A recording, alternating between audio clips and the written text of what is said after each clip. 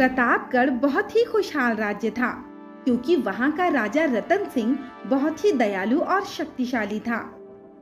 लेकिन उसका मंत्री भोला बहुत ही चालाक और कपटी स्वभाव का था। वो सिर्फ अपनी ही भलाई के बारे में सोचता था।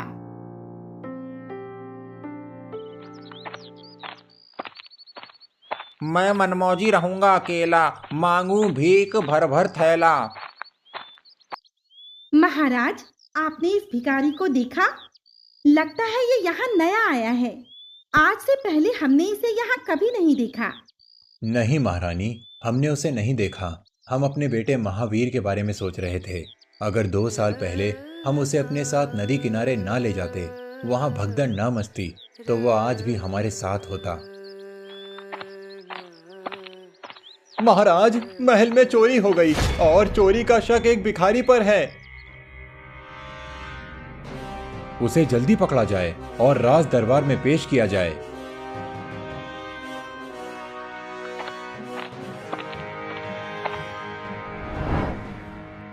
महाराज, यही है वो चोर जिसने राजमहल में चोरी की है। इसे सेनापति शेर सिंह ने बड़ी मुश्किल से पकड़ा है। महाराज, मैंने चोरी नहीं की। इस चोर की तलाशी ली जाए।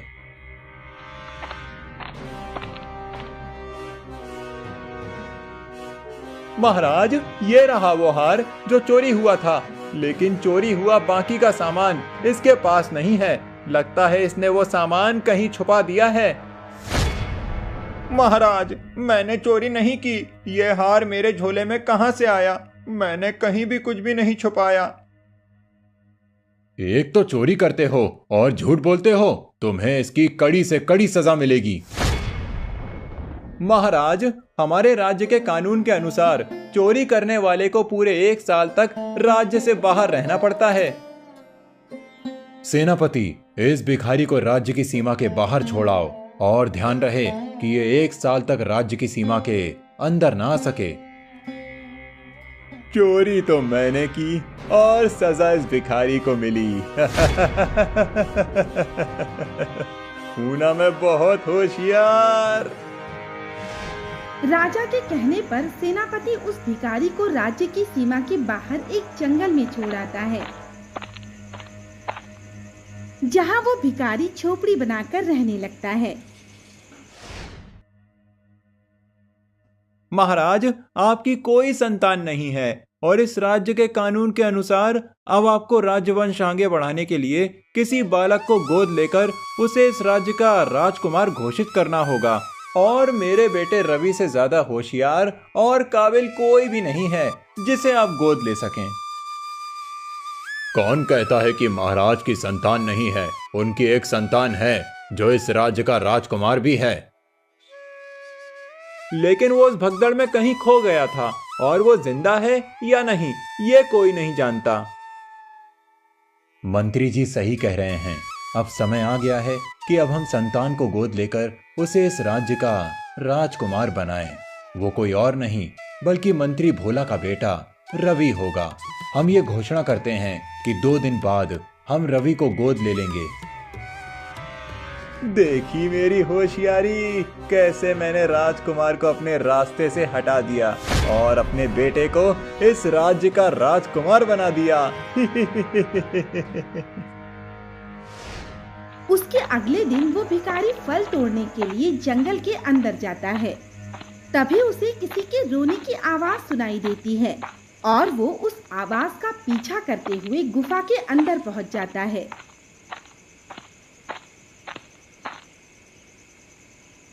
तुम कौन हो और तुम्हें यहाँ कौन बांध कर गया? मैं राजकुमार महावीर हूँ और मुझे यहाँ भोला ने बंदी बनाकर रखा है।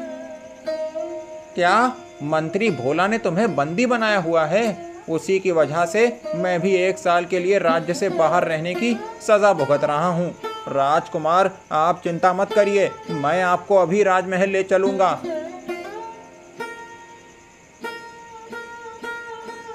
मंत्री भोला ने मुझे झूठे इल्जाम में क्यों फंसाया? उसे ऐसा करके क्या फायदा हो सकता है?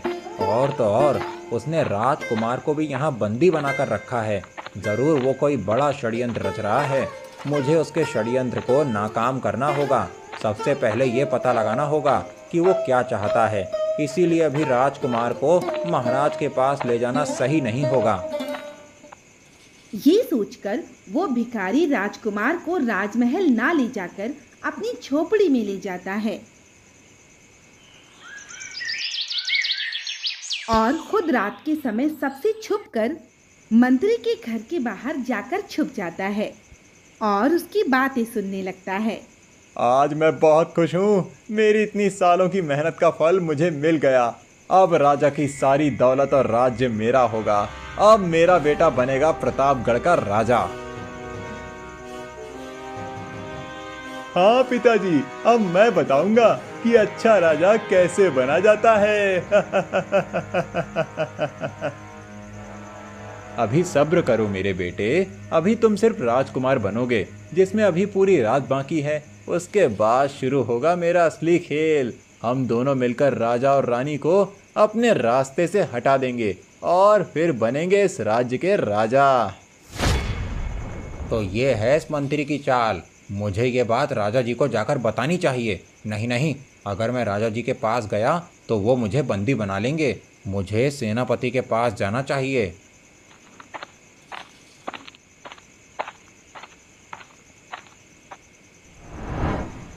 भिखारी शेर सिंह से पूरी बात बताता है और शेर सिंह उसकी मदद करने को तैयार हो जाता है। मैं पूरे राज्य के सामने घोषणा करता हूँ कि मैं अपने मंत्री के बेटे रवि को इस राज्य का राजकुमार। रुकिए महाराज, आपके पुत्र राजकुमार महावीर सिंह जीवित हैं। तू ये क्या बकवास कर रहा है? और सजा पूरी होने से पहले यहाँ आने की तेरी हिम्मत कैसे हुई? सिपाहियों, इसे बंदी बनाया जाए। ठहरो, पहले इसकी बात सुनी जाए महाराज, फिर जो चाहे वो सजा देना। कहो, क्या कहना चाहते हो? महाराज, आपके पुत्र राजकुमार महावीर सिंह जी जीवित हैं और उन्हें इस मंत्री भोला ने बंदी बनाया था ताकि वो अपने बेटे रवि को इस राज्य का राजकुमार बना सके। ये है आपका बेटा, बिल्कुल सही सलामत। मंत्री और उसके बेटे रवि को बंदी बनाया जाए।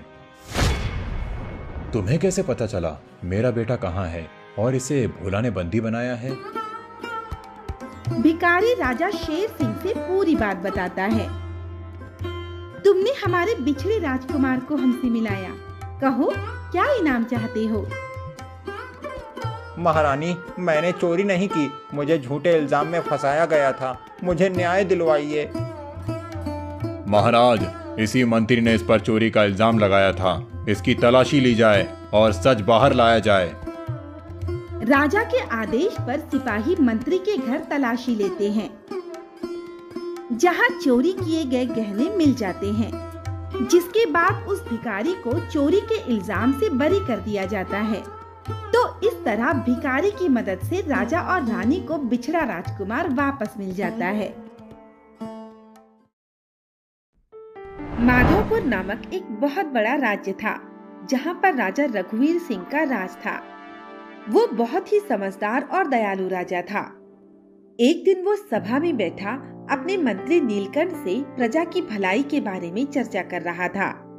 तभी उसकी पत्नी रानी कमलावती रोती हुई वहां पहुंची। क्या हुआ रानी कमलावती, तुम रो क्यों रही हो? महाराज, मेरे गहने चोरी हो गए। हमारे राज्य में किसकी इतनी हिम्मत जो हमारी रानी के गहने चोरी करे? मंत्री जी, तुरंत उस चोर को ढूंढा जाए और उसे कड़ी से कड़ी सजा दी जाए ताकि फिर से कोई दोबारा हमारे राज्य में चोरी करने की हिम्मत न करे। राजा के आदेश पर मंत्री तुरंत ही उस चोर को ढूंढने निकल जाता है।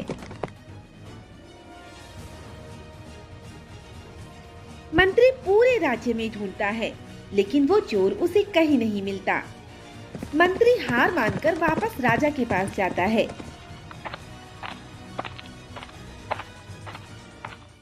महाराज, वो चोर कहीं नहीं मिला। मैं कुछ नहीं जानती, मुझे मेरे गहने बहुत प्रिय हैं, वो मुझे वापस चाहिए। रानी की जिद के आगे राजा हार मान लेता है और ये ऐलान करवा देता है कि जो कोई भी रानी के गहने ढूंढ कर लाएगा, राजा उसे मुंह मांगा इनाम देगा। ये बात पूरे राज्य में आग की तरह फैल जाती है और सभी लोग रानी के गहने चुराने वाले चोर को ढूंढने लगते हैं। लेकिन राज्य में एक व्यक्ति ऐसा था जिसे रानी के गहनों और राजा के ऐलान के बारे में कुछ भी नहीं पता था। वो धनु नाम का एक गरीब मछुआरा था, जिसका ज्यादातर समय नदी में मछलियां पकड़ते हुए बीत जाता था। अरे धनु, तुझे पता है रानी कमलावती के गहने चोरी हो गए हैं और राजा ने यह ऐलान करवा दिया है कि जो भी रानी के गहने ढूंढ कर लाएगा उसे मुंह मांगा इनाम दिया जाएगा। मुझे क्या करना राजा के ऐलान से? मैं तो जा रहा हूं मछलियां पकड़ने, शायद आज कुछ मछलियां मिल जाएं। इसीलिए तो तू गरीब है। इस गांव में तुझसे गरीब कोई भी नहीं है और इतना अच्छा मौका मिलने के बाद भी तुझे मछलियां पकड़ने की पड़ी है। चल तू भी उस चोर को ढूंढ, शायद तुझे वो चोर मिल जाए और तेरी किस्मत बदल जाए। धनु उसकी बात नहीं मानता और मछलियां पकड़ने चला जाता है, लेकिन उसे एक भी मछली नहीं मिलती और वो अपनी नाव नदी के किनारे लगाकर घर वापस जाने लगता है। आज का दिन भी ऐसे ही बीत गया, मछलियां नहीं मिली। अब मैं क्या करूंगा? धनु घर वापस पहुंच पाता उससे पहले ही रास्ते में उसे राजा के सैनिक पकड़ लेते हैं और राजा के सामने ले जाते हैं। मैंने सुना है कि तुम उस चोर को नहीं ढूंढना चाहते जिसने हमारी रानी के गहने चुराए हैं। महाराज, मैं बहुत गरीब और कमजोर हूँ, भला मैं उस चोर को कैसे पकड़ सकता हूँ? उस गांव वाले ने धनु की शिकायत राजा से कर दी थी, इसीलिए राजा उस गरीब मछुआरे पर बहुत ज्यादा गुस्सा था और गुस्से में फिर वो बोला, तुम्हारी बातों से लगता है जैसे तुम भी उस चोर के साथ मिले हो और तुम्हें पता है कि वो कहाँ है, इसीलिए तुम उसे ढूंढना नहीं चाहते। नहीं नहीं महाराज, मैंने किसी के साथ मिलकर चोरी नहीं की और उस चोर के बारे में मुझे कुछ नहीं पता। मैं कुछ भी नहीं सुनना चाहता। मैं तुम्हें 2 दिनों का समय देता हूँ। अगर तुम रानी के गहने और उस चोर को लेकर दरबार में उपस्थित नहीं हुए तो तुम्हें आजीवन कारावास की सजा दी जाएगी। धनु राजा को समझाने की बहुत कोशिश करता है, लेकिन राजा उसकी कोई बात नहीं सुनता। आखिरकार धनु निराश होकर वापस अपने घर चला जाता है और बैठे बैठे सोचता है, क्या करूं? कहां ढूंढूं उस चोर को? अगर गहने वापस नहीं मिले तो महाराज मुझे आजीवन कारावास की सजा देंगे। अब मेरा क्या होगा?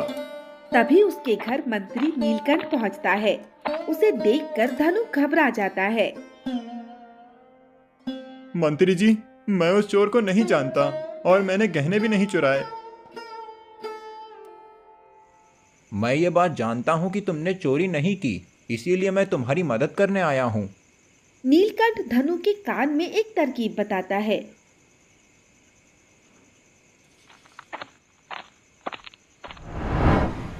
और अगले ही दिन धनु राजा के पास पहुंचता है। महाराज, मैं ये जानता हूँ कि महारानी के गहने कहाँ हैं। अगर तुम जानते हो कि गहने कहाँ हैं तो तुम उन्हें जल्दी से मेरे सामने लेकर आओ। जी महाराज, मैं गहनों के बारे में जरूर बताऊंगा, लेकिन उससे पहले मैं महारानी से कुछ सवाल पूछना चाहता हूँ।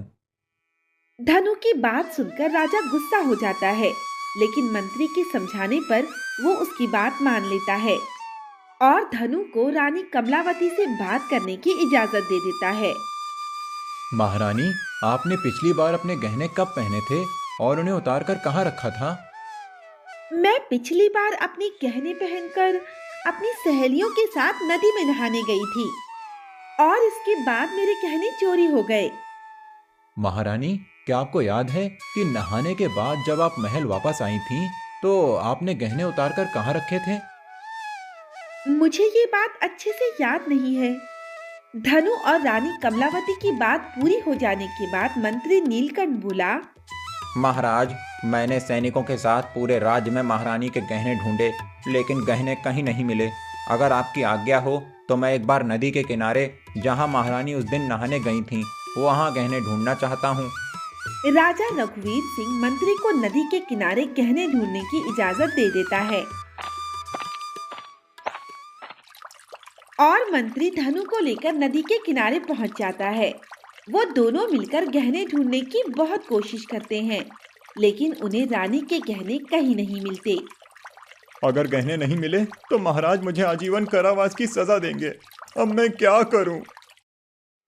तुम चिंता मत करो, ऐसा कुछ भी नहीं होगा। बहुत ढूंढने के बाद भी जब गहने नहीं मिलते तो वो दोनों हार मानकर वापस जाने लगते हैं। तभी धनु को नदी के किनारे रखे एक पत्थर के नीचे कुछ चमकता हुआ दिखाई देता है। मंत्री जी वो देखिए, उस पत्थर के नीचे कुछ चमक रहा है।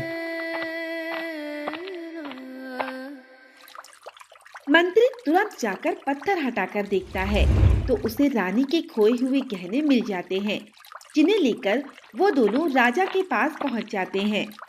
महाराज, महारानी के खोए हुए गहने वापस मिल गए हैं। मंत्री जी, तुम्हें ये गहने कहाँ मिले? महाराज, ये गहने उसी पत्थर के नीचे रखे हुए थे जहां महारानी ने उस दिन नहाते समय उन्हें उतार कर रखा था और नहाने के बाद वापस पहनना भूल गई थीं। अपने गहने वापस पाकर रानी बहुत ज्यादा खुश हो जाती है और उसे याद आ जाता है कि वो उस दिन गहने पत्थर के नीचे रखकर भूल गई थी। जी महाराज, मंत्री जी सही बोल रहे हैं, मैं ही नदी के किनारे गहने उस पत्थर के नीचे रखकर भूल गई थी। मंत्री जी, मैं आपकी होशियारी से बहुत प्रसन्न हूँ। आपने मुझे एक बेगुनाह को सजा देने से बचा लिया, लेकिन आपने महारानी के गहने ढूंढे कैसे? महाराज, जब मैंने धनु को देखा तब मैं समझ गया था कि धनु का गहनों की चोरी से कुछ लेना देना नहीं है। इसीलिए मैंने उसे बेगुनाह साबित करने की एक तरकीब सोची और धनु को भी उसमें शामिल किया। मंत्री नीलकंठ ये जानना चाहता था कि महारानी ने गहने आखिरी बार कब पहने थे, जिससे उसे गहने ढूंढने में आसानी हो, और उसने ये तरकीब धनु को उसके घर जाकर बताई थी। मंत्री नीलकंठ की बात मानते हुए धनु ने महारानी से उन गहनों के बारे में पूछा और ये जानकर कि महारानी ने आखिरी बार गहने कब पहने थे, मंत्री नीलकंठ ने धनु मछुआरे के साथ मिलकर वो गहने ढूंढ लिए। इस तरह मंत्री नीलकंठ की सूझबूझ से वो गरीब मछुआरा राजा की सजा से बच गया।